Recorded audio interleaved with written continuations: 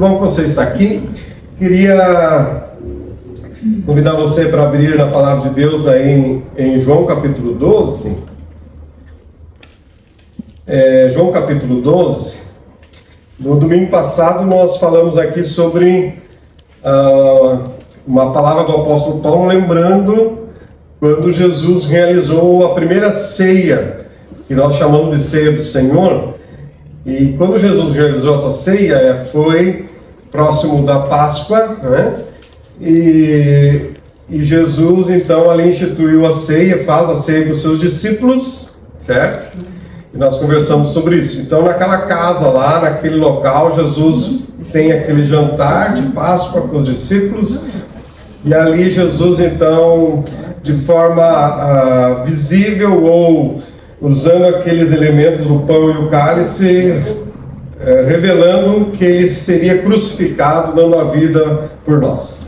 E agora hoje o texto vai citar sobre um outro encontro, uma outra casa, só que alguns dias antes da Páscoa. Está lá em João capítulo 12, verso 1 e 8. E é interessante nós vemos que muitos acontecimentos de Jesus se davam nas casas, né? E nós vamos ver a igreja de Atos ali também, nas casas, muitas vezes. Diz o texto em João 12, 1 a 8. 6 dias antes de começar a Páscoa, Jesus chegou a Betânia, onde morava Lázaro, o homem que ele havia ressuscitado dos mortos.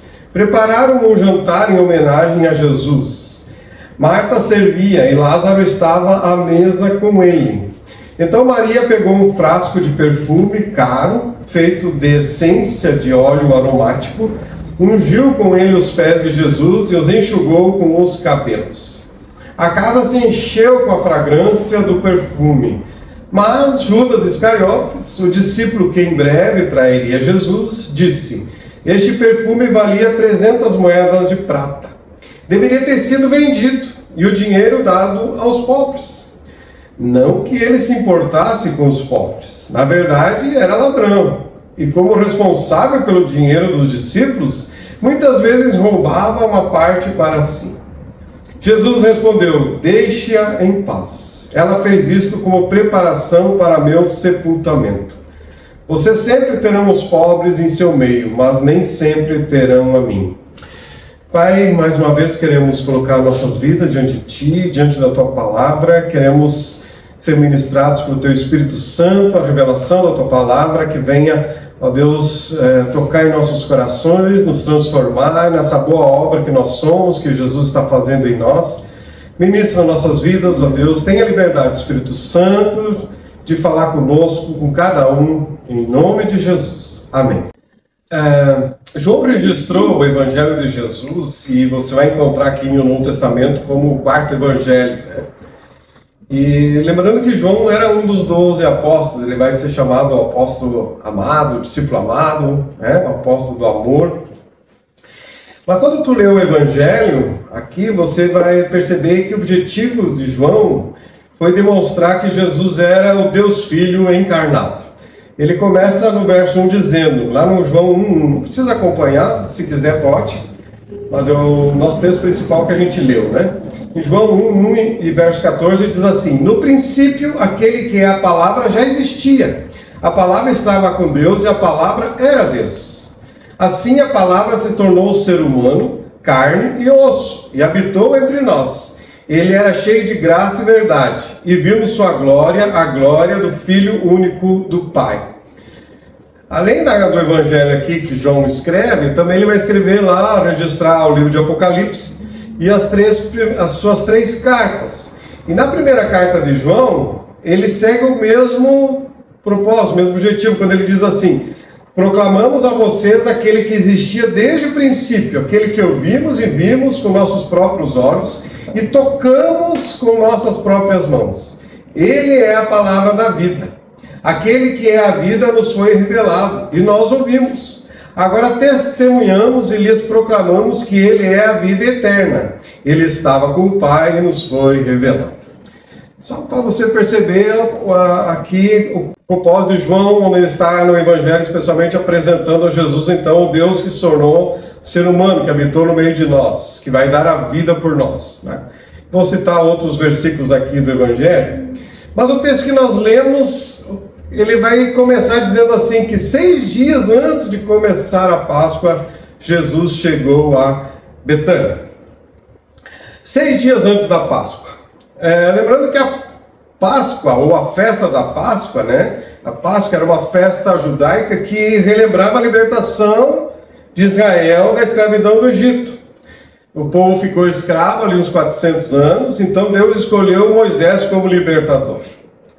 Antes de sair, eles fizeram, lá na época lá em Êxodo, né? Antes deles sair, eles fizeram um jantar, quando então um cordeiro foi imolado, morto, e o seu sangue foi passado nos umbrais das portas, e aquelas pessoas que estavam dentro da casa tiveram suas vidas preservadas, quando o anjo da morte passou ali, né, pelo local, pelo Egito.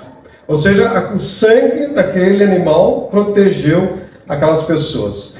Então a Páscoa está lembrando o que Deus fez em favor do seu povo, a libertação, mas nós sabemos que a Páscoa é a nossa libertação, amém? É a nossa libertação. O sangue de Jesus que nos purifica, que nos perdoa e que nos protege da morte eterna, nos dá a vida eterna. Então, 6 dias antes dessa festa, né? Jesus, eles iriam a Jerusalém para essa festa, Jesus então passa primeiro em Betânia. Betânia ficava a mais ou menos uns 3 quilômetros de Jerusalém. E nós vamos ver Jesus em outras vezes nessa cidade, porque lá ele tinha alguns amigos, especialmente Lázaro, Marta e Maria, que moravam lá. Então nós vamos ver relatos de Jesus lá em Betânia, né? Então Jesus estava indo para Jerusalém e agora 6 dias antes ele propositalmente para em Betânia e participa dessa refeição nessa casa.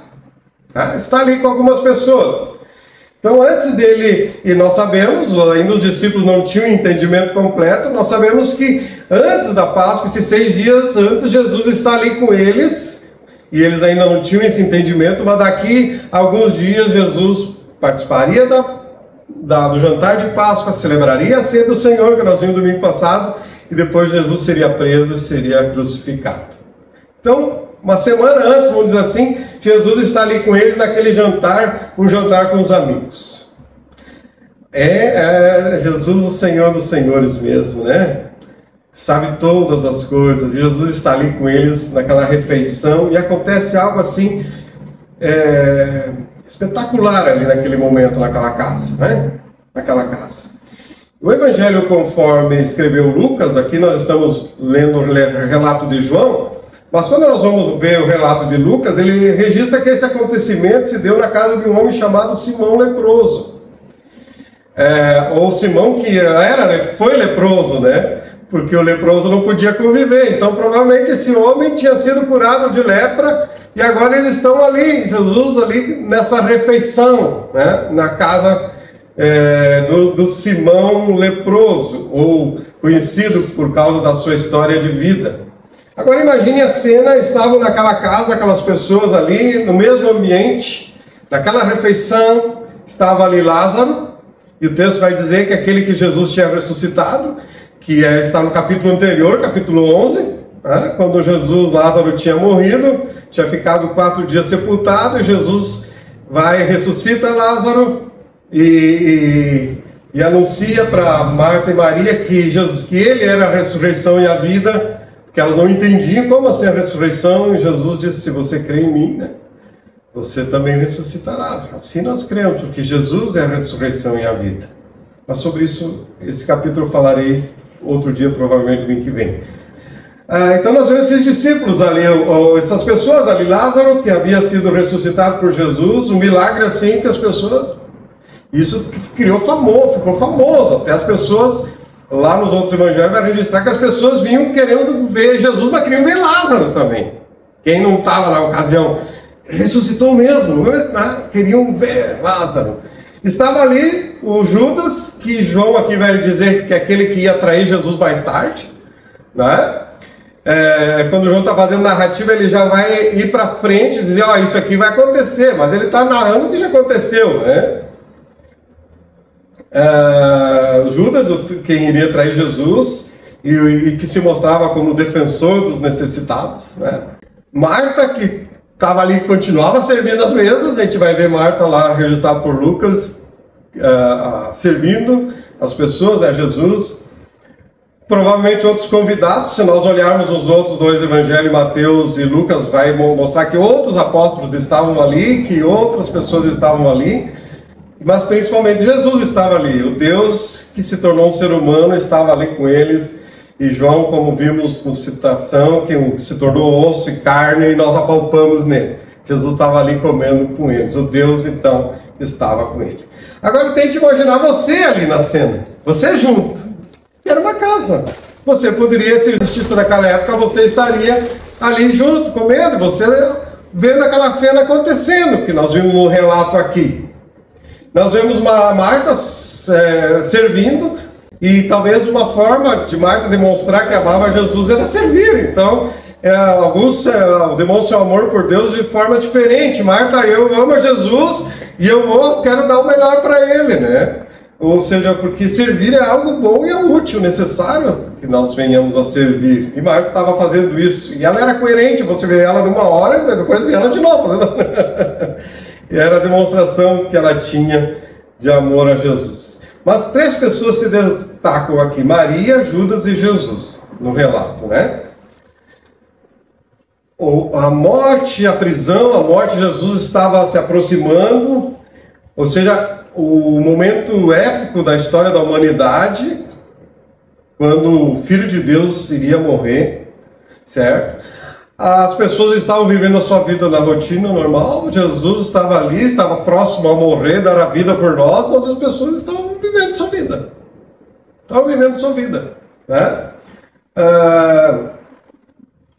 Agora nós vemos Maria, que ela teve uma percepção diferente. Maria de Betânia, você vai ver outras Marias na Bíblia, que não é. E também não confunda esse texto com aquela mulher pecadora, chamada pecadora, que vai na casa do fariseu lá e vai ungir Jesus, e com lágrimas, né? Tem como não confundir os textos, né? Mas aqui nós vamos ver esse contexto aqui do que está acontecendo. Aquelas pessoas que estavam ali, mas uma delas tem uma atitude diferente. Aliás, 2 tiveram atitude diferente. Uma tem a atitude de adoradora, que vai lá ungir Jesus, se prostrar. E vai ter o outro criticando, acusando, até mesmo repreendendo Jesus. E nós vamos ver no texto que não foi só Judas, os outros também repreenderam Jesus e criticaram Maria, conforme Lucas vai dizer no seu evangelho. Então Marcos vai registrar que Maria pega esse vaso de alabastro, que era, segundo se diz, era um tipo de gesso, considerado um item de luxo, e o perfume era um perfume de nardo puro, que está lá em Lucas 14:3, que diz que veio uma mulher trazendo um vaso de alabastro, que João vai dizer que é Maria, um vaso de alabastro com preciosíssimo perfume de nardo puro, e quebrando o alabastro, derramou o bálsamo sobre a cabeça de Jesus. Essa foi a atitude de Maria. Já vamos ver o que significa para nós, o que nos desafia aqui esse texto, né? Mas olhando primeiro para Judas, e conforme Mateus 26, verso 8, e os outros discípulos se opuseram fortemente e disseram: isso é um desperdício de dinheiro. Olha só o que diz Marcos também, Marcos 14, verso 4 e 5, registra aqui: e alguns houve que em si mesmos se indignaram e disseram: para que se fez esse desperdício de unguento? Porque podia vender-se por mais de 300 dinheiros, e davam aos pobres e bramavam contra ela. Antes eu falei Lucas, né? É Marcos 14, tá? Marcos 14 e Mateus 26 que registra esse texto. Então, o texto diz assim que eles se indignaram e bramavam contra ela. Você vê uma mulher ali, toda quebrantada, cheia de amor por Jesus, oferecendo a sua oferta ali em público, e as pessoas criticando, bramando contra ela, acusando ela. Isso aqui nos leva a lembrar, ou pelo menos perceber, que quando tu for fazer alguma coisa, mesmo para Deus ou para outras pessoas, haverão críticos. Por que tu fez? Por que tu não fez? Aqui é, por que tu fez isso? Por que tu fez isso? Ela foi repreendida pelas outras pessoas, mas ela foi elogiada por Jesus. Essa é a diferença. Aquele contexto ali, onde os outros tudo ali desligado. De repente nós estamos no culto aqui, Deus toca no teu coração, os outros não estão nem aí, mas de repente tu tem vontade de se ajoelhar. Aleluia! Não é? Maria, ela rompeu todo o preconceito. Eu vou fazer, eu vou oferecer o meu melhor para Jesus. O que eu tenho de melhor para oferecer para Jesus? É esse perfume aqui eu vou oferecer. Mesmo que me criticarem. A mulher não poderia soltar o cabelo, lembram, né? Na cultura, isso era um ato indigno, mas ela vai lá para enxugar. Ela estava tão cheia de amor por Jesus que ela se entrega, se declara ali, o amor que ela tinha para o seu Salvador. Maria estava olhando já para a morte de Jesus. Jesus vai dizer isso. O que ela está fazendo é já me preparando para o meu sepultamento. E talvez os outros depois podem dizer, por que eu não fiz isso? Por que eu não fiz? Por que não fui eu que ungiu Jesus? Eu devia ter tomado a iniciativa. Os outros perderam a oportunidade. Maria aproveitou a oportunidade. Judas avaliou que aquele desperdício, na visão dele, equivalia a 1 ano de salário, né? Que no cálculo seria 3 vezes mais do que ele aceitou para atrair Jesus depois. Então ele estava interessado no dinheiro e não em Jesus. Maria, ao contrário, ela estava interessada em Jesus e oferece o seu melhor ali. O texto vai revelar que o interesse nos pobres foi desmascarado por Jesus, né? No texto, como algo falso, hipócrita. E o que Maria fez, esse ato dela fazer, e a defesa de Jesus por ela, né? Foi a gota d'água para Judas, então, trair Jesus. Lá em Mateus capítulo 26, depois desse acontecimento, registra que logo após, então, Judas Iscariote foi ter com os príncipes dos sacerdotes e disse, que me quereis dar e eu vou entregarei. E eles lhe pesaram 30 moedas de prata. Desde então, buscava oportunidade para entregar Jesus. Esse foi a gota d'água que faltava. A mulher ali ofereceu ungiu a Jesus, né? E Judas, não, Jesus não pode, se Jesus defende ela, não dá mais. Foi lá entregar Jesus. Diz o texto lá, Mateus. Mas Jesus vai defender Maria. No verso 7 ele diz, deixa em paz, ela fez isso como preparação para meu sepultamento. Marcos capítulo 4, 14, 9 acrescentou, eu lhes digo a verdade, onde quer que as boas novas sejam anunciadas pelo mundo, o que essa mulher fez será contado, e dela se lembrarão. Aqui estamos nós, né? Lembrando dela. O que Maria fez era importante, uma oferta agradável. Quando Jesus morreu, foi sepultado, outras mulheres depois foram lá querer ungir, já não servia mais, Jesus já tinha ressuscitado. Elas perderam a oportunidade. Maria não. Maria não. Maria, de Betânia, como a gente conhece, nós vemos que eu entendo que não foi um ato impulsivo dela. Foi um ato planejado. Talvez cheio de gratidão, porque Jesus ressuscitou o seu irmão. E é interessante que Marcos vai registrar, já também antecipando que Maria... aliás, aqui em João capítulo 11, no início, quando vai dizer que Maria seria aquela que iria ungir Jesus, quer dizer, João, ele, né, porque já era um acontecimento. Então, quando tu lê, percebe essas questões, né? Então, nós vemos aqui que Maria, ao meu entender, a gente percebe que ela estava... Foi um ato pensado, um ato planejado, algo que ela queria fazer para Jesus. Eu vou oferecer a Jesus o que eu tenho de melhor para oferecer para Jesus.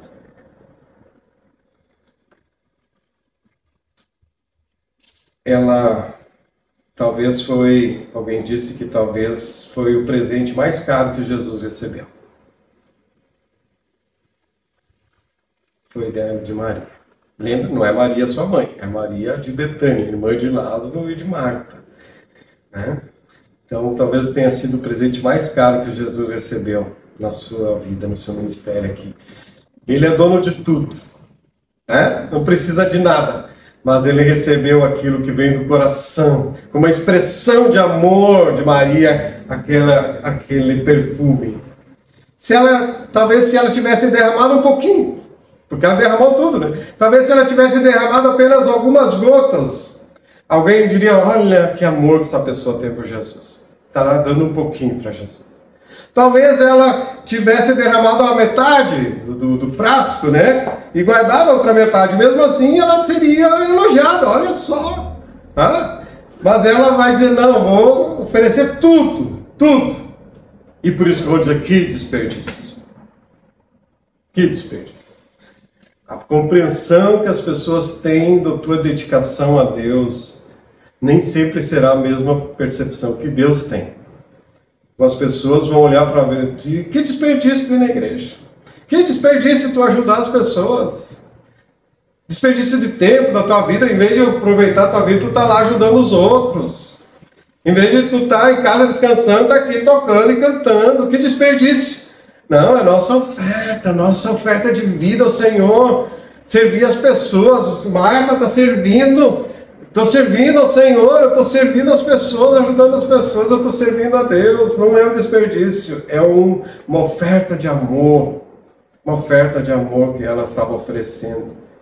Maria, ela estava oferecendo aquilo cheia de amor, mas também querendo alegrar Jesus, não é? Aquele momento de alegrar Jesus. E ela não estava pensando na sua vida, ela estava pensando em Jesus, ela não estava pensando no valor do que ela estava oferecendo, porque ela estava oferecendo a si mesma. A si mesma. E esse presente que ela estava dando a Jesus, ela não estava esperando o retorno, porque era algo que não poderia mais ser aproveitado, nem o vaso e nem o perfume. Ela deu sabendo que não teria retorno, sem interesse de retorno, nós ajudamos sem esperar retorno. Amém? Deus nos ajuda sem esperar o nosso retorno. Nós é que temos que fazer o mesmo e devemos que oferecer as nossas vidas ao Senhor. Maria, ao chegar ali e vai se prostrar aos pés de Jesus, lá atrás ela tinha se prostrado para aprender de Jesus, aprender a palavra, agora ela se prostra como uma adoradora, né? Em adoração, e ela está ali não pensando no perfume que agora ela oferecia, o valor que os outros estão criticando ali, e ela está ali vislumbrando o seu Salvador, um vislumbre do Salvador, porque ela está olhando para o próprio Deus que estava naquela casa.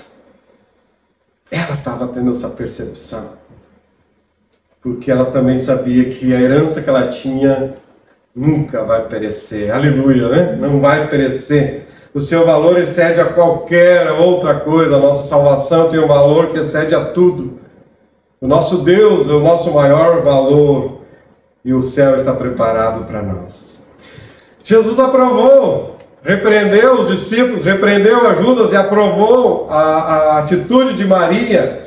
E ao fazer isso, Jesus está colocando para mim e para você, vamos dizer assim, estipulando um princípio de adoração.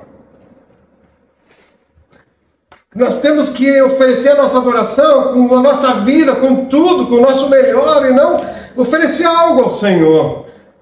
Não faz muito tempo atrás eu preguei sobre Caim e Abel, né? A diferença do que eles ofereceram a Deus, o culto que eles ofereceram a Deus. Agora Maria, ela está fazendo o seu culto pessoal, mas é um padrão para nós de entrega de vida.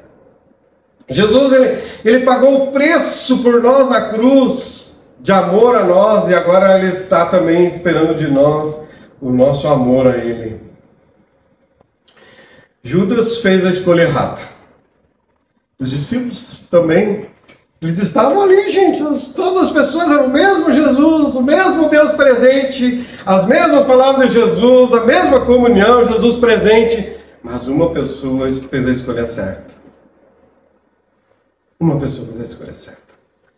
Judas fez a escolha errada. Os discípulos também estavam criticando, mas Maria fez a escolha dela. Eu vou oferecer o meu melhor para Jesus, porque ela focava na pessoa de Jesus. Gente, talvez na célula, talvez na tua família, talvez aqui no culto, talvez você seja a pessoa que nem Maria, que deveria ser, que eu deveria ser. Não importa o que os outros, eu vou adorar a Jesus. Eu lembro que uma vez, isso já aconteceu mais de alguma vez, mas uma vez mais forte aconteceu comigo. Eu estava num congresso lá em Marília e estava o pastor pregando e nós ali ouvindo ele, e o Espírito falou para mim assim: tu vai lá na frente se ajoelhar. Tinha mais ou menos uns 1000 pessoas, mais ou menos isso, pastores e líderes. E o Espírito Santo, eu sentado lá, e ele disse: quebrantado, ouvindo, quebrantado pelo Espírito Santo. E o Espírito Santo se pega e vai lá na frente se ajoelhar. E eu, meu Deus do céu, e eu ali lutando, meu Deus do céu, mas vou ter que levantar no meio de todo mundo e lá se ajoelhar na frente. Que luta! Mas era tanto quebrantamento que eu fiz isso. Levantei, fui lá na frente, o púlpito era alto, assim, me ajoelhei ali. Quando eu olhei assim, era cheio de pastor ao meu redor, se ajoelhando ao meu redor. Todo mundo quebrantado, chorando. Em meio às pessoas, a gente fica pensando: o que vão pensar de mim? Ah, vou ficar envergonhado. O que vão dizer se eu levantar minha mão, se eu dizer um amém? Se eu me ajoelhar aqui no culto hoje, o que vão dizer de mim? Nós ficamos perdendo a oportunidade de oferecer ao Senhor o nosso melhor, o nosso culto, e a gente fica se podando, né? Se o Espírito Santo está numa comunhão contigo, ofereça ao Senhor. Os outros na casa não fizeram nada, criticaram inclusive. Mas não importa, é o teu culto. Ela não importava para Maria. Ela deu atenção, a sua melhor atenção para a pessoa de Jesus. Ela tinha visto Jesus ressuscitar o seu irmão Lázaro. E Maria entendeu que ele era o Deus Todo-Poderoso, que tem poder de ressuscitar. Esse é o Deus Poderoso. Portanto, ela sabia muito bem a quem ela estava dedicando a sua vida naquele momento. Ela sabia. E nós sabemos que Jesus veio a este mundo, deu a sua vida por nós. E nós somos desafiados a fazer o mesmo. Entregar nossa vida ao Senhor. Ele é o Deus, é o teu Deus. Derramar nossa vida ao Senhor, sem contenção, oferecer ao Senhor a nossa vida. É o que alguns chamam que essa atitude de Maria foi uma extravagância de amor, né? Mas Jesus fez isso por nós. Deus fez isso. Deus derramou o seu amor, uma extravagância de amor, um amor que transborda. É o amor de Jesus por você, é o amor que Maria teve por Jesus. E você pode ter esse amor para o Senhor também, amém? Você pode ter esse amor para o Senhor. Não contenha o amor, deixe esse amor crescer. Ame mais a Deus sobre todas as coisas. É o principal mandamento, amar a Deus. Não se contenha, ame ao Senhor, seja apaixonado, viva pensando nele dia e noite, apaixonado por Jesus, amém? Seja uma pessoa que ame a Jesus, porque Ele te ama todos os dias, todo momento. Ele pensa em você, Ele está atento a você todos os dias, em todo momento. Eu li a história de um casal, casal chamado Della e Jim, assim conta a história, que eles eram um casal profundamente apaixonados. Só que eles não tinham muitos recursos.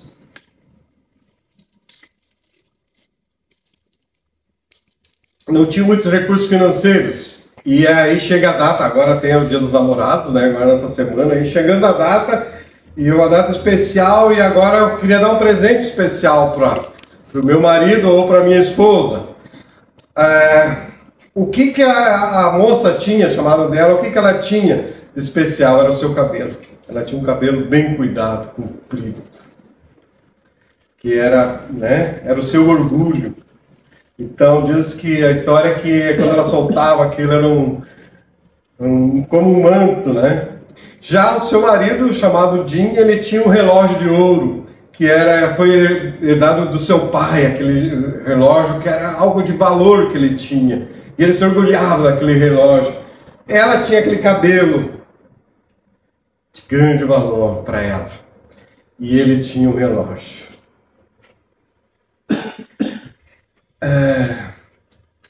Diz que ela só tinha $1 para comprar um presente para seu esposo.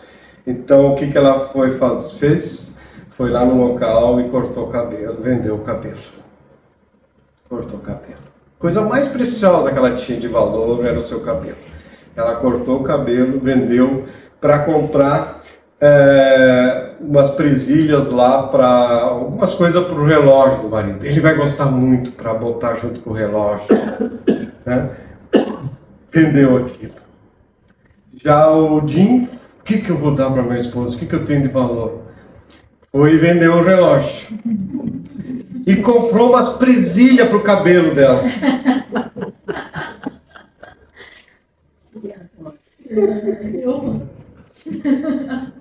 É engraçado, mas cada um pensou no outro, o que eu posso oferecer o meu melhor para alegar o outro. E assim eles fizeram. Devem ter dado risada. Nem nós, né?